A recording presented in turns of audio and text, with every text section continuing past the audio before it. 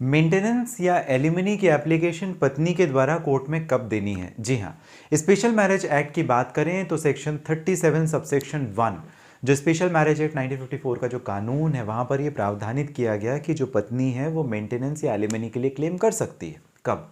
ये important question है। क्या डाइवोर्स का केस चलने के दौरान, चलने के पहले या ख़त्म होने के बाद, restitution of conjugal right, divorce, judicial separation, किस स्थिति में ये केस किए जा सकते हैं? नमस्कार, आप सभी ने शुरुआत अशोक पांडे के साथ की है। इस पर्टिकुलर वीडियो में ज़रा हम समझने की कोशिश करेंगे कि आखिर judicial separation, nullity of marriage, annulment of marriage के केस में या रेस्टिट्यूशन ऑफ कॉन्जुगल राइट के केस में क्या स्थिति बनती है जहां पर पत्नी अपना मेंटेनेंस का केस कर सके, और करे तो कब करे, उसका टाइम क्या होता है एप्लीकेशन का। तो सबसे पहले हमें ज़रा समझना पड़ेगा मेंटेनेंस और एलिमनी दोनों के बीच में एक डिफरेंस है जो हर बार मैं आपको बताने की कोशिश करता हूं कि जो मेंटेनेंस है वो हर महीने के जो खर्च होते हैं, वाइफ जो अपने बच्चों के लिए, अपने लिए हर महीने का जो खर्च पति से क्लेम करती है वो हम मेंटेनेंस में कंसीडर करते हैं।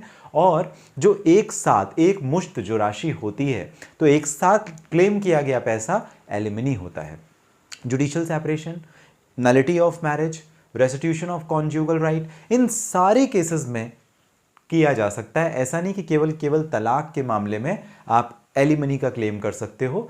किसी भी मामले में अगर आपका पारिवारिक विवाद है जहां पे आप अपने पति से अलग रहना चाहो, जुडिशियल सेपरेशन का केस है थोड़े समय के लिए अलग रहना चाहो, नलिटी ऑफ मैरिज जहां पर झूठ बोलकर धोखाधड़ी के द्वारा आपके साथ शादी की गई, या परमानेंटली आप अपने रिश्ते को तलाक के द्वारा खत्म करना चाहो, डाइवोर्स लेना चाहो, तो भी आप एलिमनी क्लेम कर सकते हो। अभी जो डिसीजन है ये वाइफ का डिसीजन है कि वो एप्लीकेशन कब देती है। इसमें कोर्ट का कोई डिस्क्रिशनरी पावर नहीं है कि भाई आपने देरी कर दी, अभी आपको नहीं आना था तभी आपको आना था, ऐसे कोई प्रश्न नहीं उठते, क्योंकि इसके पीछे एक बहुत ही महत्वपूर्ण जजमेंट है। और ये जजमेंट है रामचंद्र आनंद सूर्यवंशी वर्सेस कातिंदी रामचंद्र का judgement, AIR 1991, Bombay, page number 315, 1992 का मामला है। जी हाँ, बॉम्बे हाई कोर्ट ने डिटरमाइन किया था। और कोर्ट ने कहा, फॉर एग्जाम्पल, वाइफ को ऐसा लगता है कि इनिशियल स्टेज में, शुरुआती दौर पर, मतलब दोनों के बीच में, पति और पत्नी के बीच में अनबन शुरू हुई, उसे पैसों की आवश्यकता थी, वो डिपेंडेंट थी अपने हस्बैंड के ऊपर, वहाँ पर वो मेंटेनेंस का क्लेम कर सकती है। जी हाँ, ऐसा नहीं है कि वो बाद में ही करे, डाइवोर्स का केस पहले फाइल करे तभी वो मेंटेनेंस का क्लेम कर सकती है, ऐसा कोई भी ज़रूरी नहीं है। साथ ही साथ ऐसा भी ज़रूरी नहीं कि उसने डाइवोर्स का केस या रेस्टिट्यूशन कॉन्जुगल राइट का केस कर दिया या जुडिशियल सेपरेशन या एनलमेंट ऑफ मैरिज का केस कर दिया, उसके बाद में वो मेंटेनेंस का क्लेम थोड़े समय के बाद, 6 महीने के बाद या साल भर के बाद नहीं कर सकती। वो कर सकती है, तब तक कर सकती है जब तक कि दोनों के बीच में परमानेंटली मैरिज डिसॉल्व नहीं हो गई, तलाक नहीं हो गया, सेक्शन 37 स्पेशल मैरिज एक्ट के प्रावधान के अंतर्गत। और ये कहां कहा? रामचंद्र आनंद सूर्यवंशी वर्सेस कालिंदी रामचंद्रन के judgement, AIR 1991, Bombay, page number 315, 1992। अब ये एप्लीकेशन कब देनी है?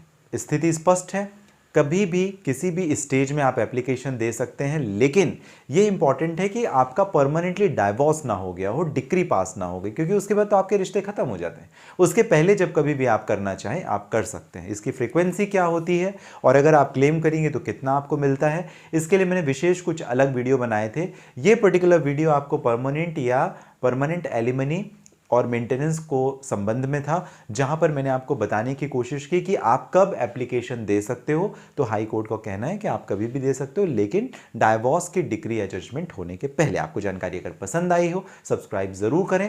कानून की जो जानकारी है इस चैनल के माध्यम से लगातार हम आपको देने पहुंचाने का करते हैं प्रयास। आपने शुरुआत अशोक पांडे के साथ में की थी। अगर आपके कोई व्यक्तिगत प्रश्न है, इस वीडियो के कमेंट बॉक्स में आप अपने प्रश्न लिख सकते हैं। साथ ही साथ डिस्क्रिप्शन चेक कीजिए, डिटेल लिंक है, डायरेक्टली आपकी और मेरी हो जाएगी बात। आप सभी ने जो कीमती महत्वपूर्ण आपका मुझे समय दिया इसके लिए धन्यवाद।